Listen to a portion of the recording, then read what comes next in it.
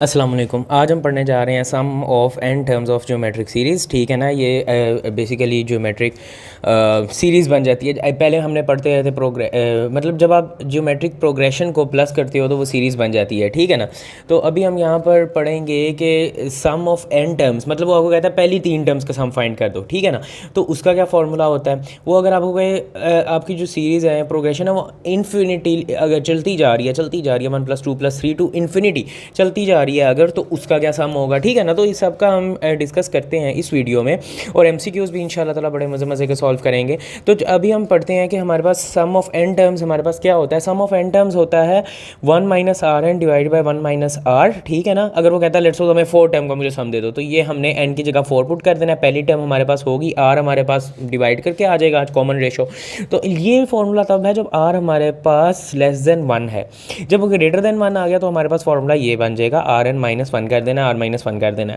ठीक है, अब ये हमारे पास है इन टर्म्स ऑफ, अगर उसने हमें कहा कि फाइनाइट सीरीज़ है, मतलब 4 टर्म्स दे दो, 5 टर्म्स दे दो। लेकिन अगर इनफाइनाइट सीरीज़ है तो उसके लिए हमारे पास फॉर्मूला, अगर तो लेस देन 1 है ना, तो ठीक है, फॉर्मूला हमारे पास ये है, ए पहली टर्म डिवाइडेड बाय 1 - R।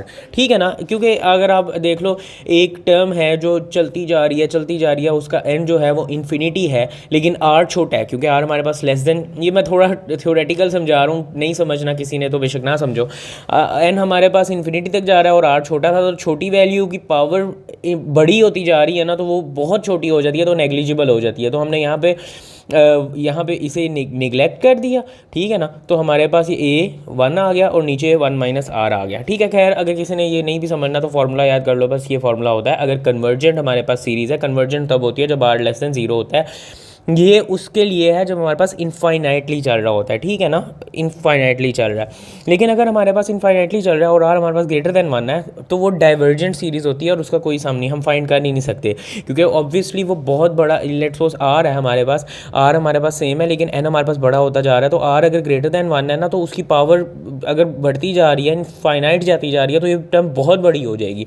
उसका -1 तो कुछ नेग्लिजिबल होगा, और उसके A1 प्लस करें, वो सब कुछ करेंगे तो उसका सम बहुत बड़ा आएगा, जिसको हम एक्चुअली सम कर ही नहीं सकते। ठीक है ना, मतलब वो टर्म इतनी बड़ी होती जाएगी। अच्छा, अब हम पढ़ते हैं एमसीक्यूज़ की तरफ से आते हैं। ठीक है, हमने बेसिक थ्योरी पढ़ ली, थोड़ी बहुत बातें समझ ली। तो अभी हम आते हैं कि 5 - 5 + 5 - 5, तो इसकी टिल 78 टर्म्स तक क्या सम होगा। ठीक है ना, यहाँ तो आप इसे फॉर्मूला से निकाल सकते हो। ठीक है, यहाँ तो सिंपली ये देख लो कि अगर सेम टर्म प्लस माइनस के साथ आ रही है, तो अगर वो देखो ना, ये इसे काट जाएगा। ठीक है ना, ये इसे काट जाएगा। तो अगर हमारे पास क्या कहते हैं ओड नंबर ऑफ टर्म्स आ जाती, इवन नंबर ऑफ टर्म्स आ जाती हैं, तो देखो हर कोई एक दूसरे से कट जाएगा तो आंसर 0 आएगा। तो यहाँ पे इवन नंबर ऑफ टर्म्स ही हैं, तो आंसर हमारे पास 0 आ गया। लेकिन अगर हमारे पास ओड नंबर ऑफ टर्म्स आ जाती हैं, यहाँ पे क्या था टिल 79 टर्म्स, तो हमारे पास आंसर आना था पहली टर्म विच इज़ 5। ठीक है ना, क्योंकि हमारे पास देखो इसने इससे काट जाना था, इसने इससे काट जाना था, इसने इससे काट जाना था, एंड में हमारे पास एक नंबर हमेशा बच जाना था 5, क्योंकि एंड में हमारे पास वो नंबर किसी से नहीं कट पाना था। तो याद रख लो, अगर इवन नंबर यहाँ पे मैंने लिखा हुआ है, अगर हमारे पास n = ऑड उसने दिया हुआ है, तो हमारे पास पहले नंबर के इक्वल सम आएगा। अगर n = 0 दिया है तो 0 के इक्वल सम आएगा। यहाँ पे इवन था, यहाँ पे 0 आ गया। अच्छा जी, यहाँ पे मैं इवन लिख दूँ, गलत लिखा। ठीक है ना, अच्छा, तो अब हमारे पास आ गया 1 × 1/2, 1/4, 1/8, फाइंड सम ऑफ इन्फिनिटी।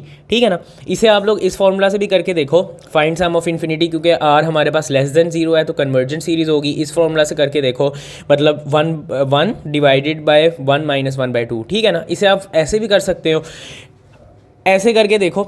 ज़्यादा स्टूडेंट्स ऐसे करते हैं। मैं आपको एक तरीका बताऊं, अगर हमारे पास कॉमन रेशो 1/2 है ना, कॉमन रेशो 1/2 है, याद रखना, सिर्फ उसके इसके लिए वैलिड है। तो 2 से मल्टीप्लाई कर दो फर्स्ट टर्म को, तो आपके पास आंसर आ जाएगा।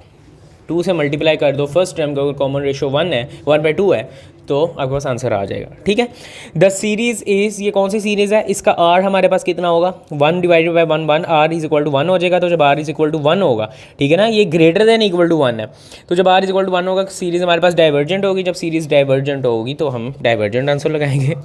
ठीक है, ये आप लोगों ने खुद फाइंड करना है, पहले वीडियो पॉज करके। मैं आप लोगों को अभी करवा देता हूँ।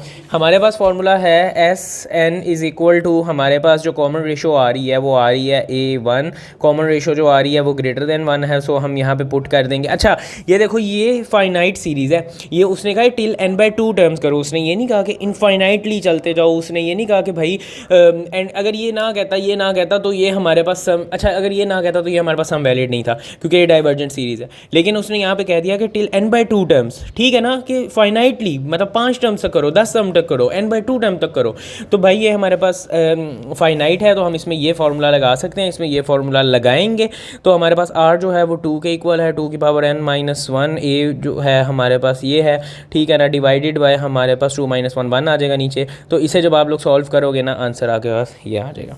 तो आज हमने MCQ सॉल्व किए हैं sum of n terms of geometric series के। अब हम हार्मोनिक मीन अगले सेक्शन में स्टार्ट कर देंगे और उसके मज़े मज़े के MCQ स्टार्ट करते हैं इंशाल्लाह। और उसके बाद हमारे पास ये चैप्टर जो है इसके 2 लेक्चर्स रह गए हैं, फिर ये चैप्टर ख़त्म हो जाएगा and then we will move towards 7th chapter. तो मिलते हैं नेक्स्ट वीडियो में।